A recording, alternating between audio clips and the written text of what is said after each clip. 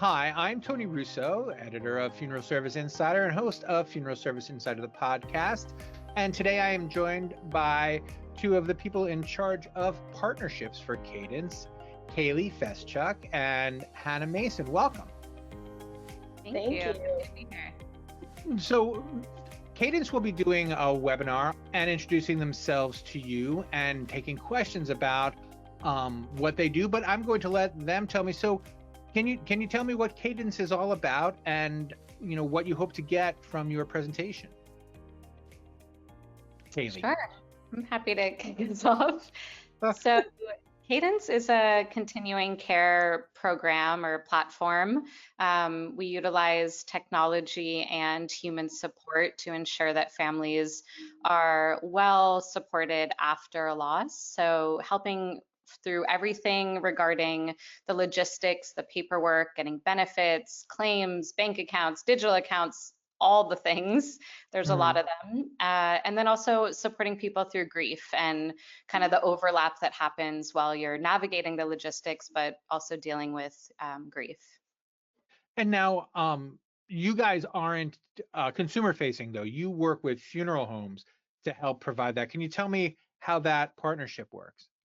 Yeah, I can do that one. So when we partner with funeral homes, what our priority is making sure that the businesses that we're working with are very aligned with us in making sure that the accessibility of aftercare or continuing care is a priority to them. So in our partnerships, we not only provide training for the platform, but we give them tools such as marketing tools to make sure that families really understand what they're getting and really work with them kind of on a month-by-month basis just to make sure that their needs are being met and that families are having an easy time accessing the platform. So it's a real partnership in the way that we are working with the funeral home and that there's a two-way exchange of communication and dedication to the families. Now, when you're working with the funeral homes and providing this training, can you talk about how it works with any pre-need programs they might have? Yeah, so while our main priority is ensuring that at-need families are given the right support and resources, it is a great opportunity for them to build a long-term relationship with the funeral home and potentially use their services in the future as they would with pre-need. So we do some light lead generation within the platform that really comes from more of an educational perspective. So really just giving the family the right information at the time that they need it. So we're able to link that directly back into the pre-need program that the funeral home has. So it's really nice as a supplement to what they might already be doing with follow-up and ensures that not only are they just checking in on that family, but they're giving them something that's going to hold their hand through that first year. So we do find that families feel a little bit more open towards having those pre-planning or pre-need conversations once they've been given that level of support. Now, I would imagine that having gone through the death and having gone through all of the aftercare, once a family sees how much is involved in it, it might be kind of an incentive to remember to do it a little bit earlier, because it's something that I know I'm unfortunately or fortunately constantly on my mother about, because the more I do these stories,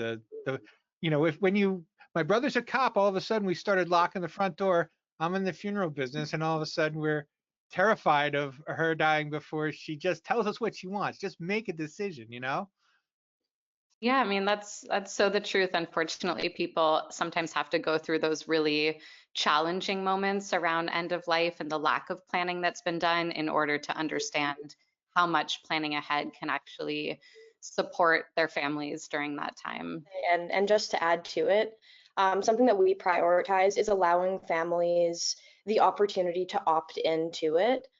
So it's taking place during a time that feels really natural for them and gives them the freedom to raise their hand to learn more information if that's what they would like. And we also, on the funeral director's end, we allow them to see a time frame of when that conversation would best suit the family, when they prefer it to take place.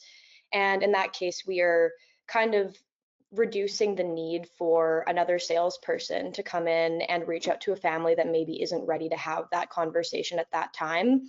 And with those time constraints that we give to allow families of when to opt in, it really makes the process feel organic and like something that they can be ready to choose to learn more about when the time comes. And what do you find that the funeral homes get out of it? How do you find that the funeral homes adapt to the program, and how much easier do they find that? I mean, I don't want it to be too much of a softball question, but is this something that makes a huge difference, or is this something that they're like, oh, that's convenient? Yeah, I mean, part of it depends on the funeral home and what they might already have in place when it comes to aftercare and follow-up. For those that don't have large teams that already are able to do some of that or answer questions that families have after the fact, it's hugely supportive to providing an extension of their service without having to have the bandwidth within their team to do that. And then simultaneously for the firms that already maybe have someone doing that or a team of people doing that, it's really giving them a nice introduction of technology and a way to simplify some of those processes that they might already have in place. But it can certainly speed up some of that and just make it more accessible for the funeral directors to manage follow up and ensure that they're providing something that's actually of value to the family at that time. And now you're both new-ish to the company, and Cadence is a newish company. Can you tell me a little bit about how you guys got started, and then how you guys got involved, how the company got started, and then how you guys got involved? Yeah, so our founder, Rachel, she lost her mom to cancer in 2014. And after her father was unable to take on the executor duties, Rachel was then handed off that responsibility.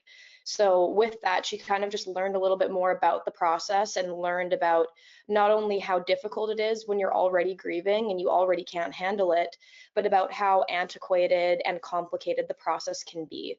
So she's always had a very entrepreneurial spirit and kind of thought to herself, this is something that we can change. She found herself a really great co-founder, two co-founders actually, but the one that I'm speaking of is Christian, and he's our CTO.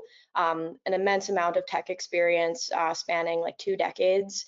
And together they put together the Cadence platform, which is built not only to make the process feel a lot easier for the families, but is designed in such a way that it's just an easy platform to navigate. And with Christian's experience, they kind of ensured it. And so Christian got involved after experiencing a couple losses on his end as well. And that's more or less how everyone on our team either learned of Cadence or got involved. I, for one, I lost my boyfriend when I was just about yeah, just in my younger adult years, I'll say. And I met Rachel during an internship program. And after I learned about what Cadence does and about how families like my boyfriend's families were the ones that were being supported, I knew right away that was something that I could get on board with and something that I could designate my skill set to in a way that not only complements what I'd been trained to do, but in a way that really impactfully helps people. So, I mean, I know that from the way that it was started and from even my own involvement, it's something that we are here because we were once the funeral director's customers or closely touched the funeral director's customers. So we have a really hands-on experience of what that looks like. And our experiences with grief complement what we do every day. And discussions about loss, what comes next, and about funeral directors are literally incorporated into conversations that take place on like a day-to-day, if not hourly basis. So it just ends up being a really great fit. As Kayleigh mentioned, many people from our team came into this through direct experience. My mom died about 13 years ago, and that actually led me more into kind of health and wellness. And I got very curious about how to navigate my own grief. I became a yoga instructor, started meditating, learning breath work, and really trying to find tools to help regulate and navigate the grief journey. And then towards the very beginning of the pandemic, I recognized that we were going through kind of a collective grief or a grief epidemic in its own way. So I started offering grief programs and working with people one-on-one using the tools that had worked really well for me. So when I joined the Cadence team, we were primarily helping with the estate settlement process and executorship and the logistics. But the reality is you can't separate out those two. And so I kind of took the initiative to build out the grief care portion of our platform. And that allows families to have a place to gather on a monthly basis with myself and other grief educators and experts, so that they can process what's happening. And yeah, just continuing to give resources that meet that side of their needs as well. So yeah, we definitely are a very mission-driven company, and our why behind it is very strong, because of the team's personal experiences. Excellent. Well, thank you both for joining me, and I look forward to your presentation on January 30th. Looking forward to it. Thanks, Tony. Super excited.